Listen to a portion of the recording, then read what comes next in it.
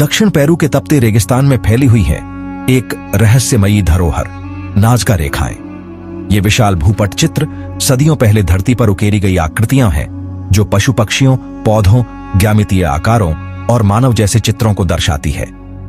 इनका आकार इतना बड़ा है कि इन्हें पूरी तरह से देखने के लिए आसमान से देखना आवश्यक है। लेकिन इन रेखाओं को इतनी सटीकता से कैसे बनाया गया? क्या इनका कोई धार्मिक, खगोलीय या जल स्रोत से जुड़ा उद्देश्य था, या फिर क्या इनका संबंध किसी और दुनिया से था? इस लेख में हम इन सवालों की गहराई से जांच करेंगे और नाजका सभ्यता, उनके रहस्यों और आधुनिक खोजों की पूरी तस्वीर प्रस्तुत करेंगे। स्थानीय लोग सदियों से कुछ रेखाओं को जानते थे, लेकिन 1920 और 1930 के दशक में वाणिज्यिक विमानों के पेरू के ऊपर से उड़ान भरने पर इन रेखाओं की विशालता और जटिलता दुनिया के सामने आई। इतिहासकार पॉल कौसॉक और बाद में मारिया राइखे, एक जर्मन गणितज्ञ और पुरातत्वविद, ने इन रेखाओं के अध्ययन और संरक्षण को अपने जीवन का मिशन बना लिया। राइखे ने यह सिद्धांत दिया कि ये रेखाएं एक विशाल खगोलीय कैलेंडर का कार्य करती थीं। उनके अथक प्रयासों के चलते आज नाजका रेखाओं को मानव इतिहास की सबसे रहस्यमयी धरोहरों में गिना जाता है। नाजका रेखाएं पेरू के नाजका और पाल्पा शहरों के बीच के रेगिस्तानी क्षेत्र में स्थित हैं।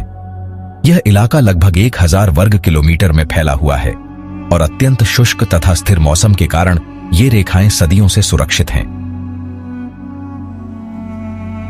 यहां की प्रमुख आकृतियों में शामिल है हमिंग बर्ड 96 मीटर लंबी, बंदर 135 मीटर, मकड़ी 46 मीटर, कॉन्डोर पक्षी 120 मीटर और एस्ट्रोनॉट 32 मीटर। इन आकृतियों को सही रूप में देखने के लिए हवा से देखना आवश्यक है, जिससे सवाल उठता है कि प्राचीन समय में बिना किसी उड़न तकनीक के इन्हें इतने सटीक तरीके से कैसे बनाया गया। ये रेखाएं लगभग 200 ईसा पूर्व से 600 ईस्वी तक की नाजका सभ्यता द्वारा बनाई गई मानी जाती है। यह सभ्यता उन्नत कढ़ाई, मिट्टी के बर्तन और जटिल सिंचाई प्रणालियों के लिए प्रसिद्ध थी। उन्होंने सरल औजारों जैसे लकड़ी की खूंटी, रस्सियां और पैमाइश तकनीक का प्रयोग करके रेखाओं को जमीन पर खींचा।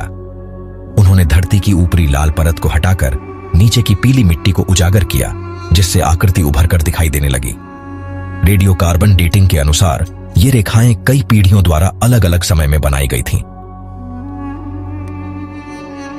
इतनी विशाल और सटीक रेखाओं को बनाने के लिए उन्होंने अत्यंत साधारण लेकिन कुशल तकनीक अपनाई।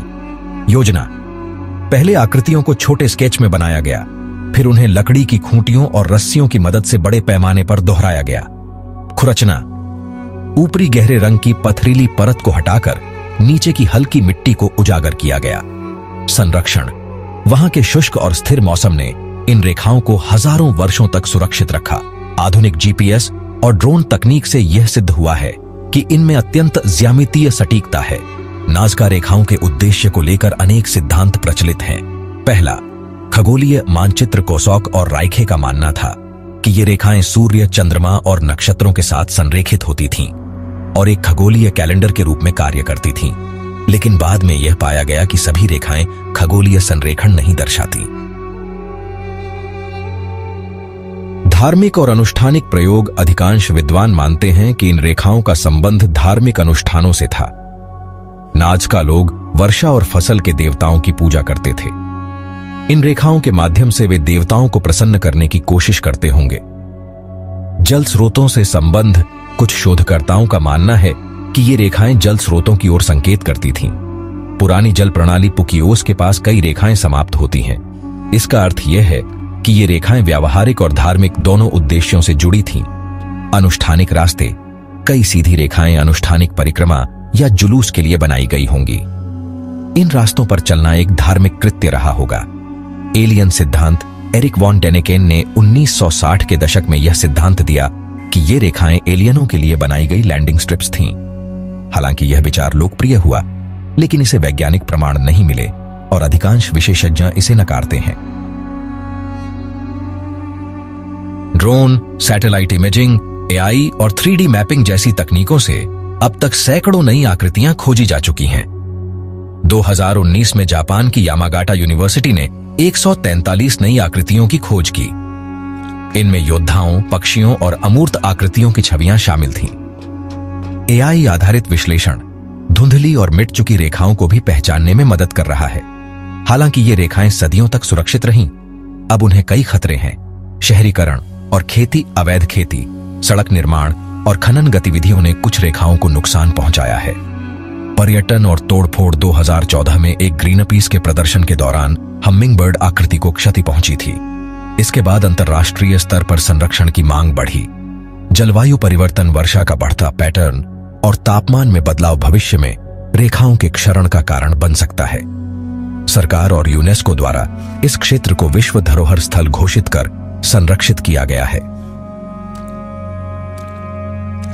नाजका सभ्यता की कलात्मकता और धार्मिकता का प्रमाण उनकी मिट्टी की कलाकृतियों में भी दिखाई देता है। उनके बर्तन और चित्रों में वही जानवर दिखते हैं जो रेखाओं में उकेरे गए हैं। उनकी बनाई गई पुकियोस जल प्रणाली आज भी काम कर रही है, जो उनकी इंजीनियरिंग दक्षता का प्रतीक है। नाजका लोगों ने अपने समाज की सामूहिक शक्ति, धार्मिक आस्था और प्रकृति से जुड़ाव को रेखाओं के माध्यम से दर्शाया। नाजका रेखाएं आज भी लोगों को चमत्कृत करती हैं।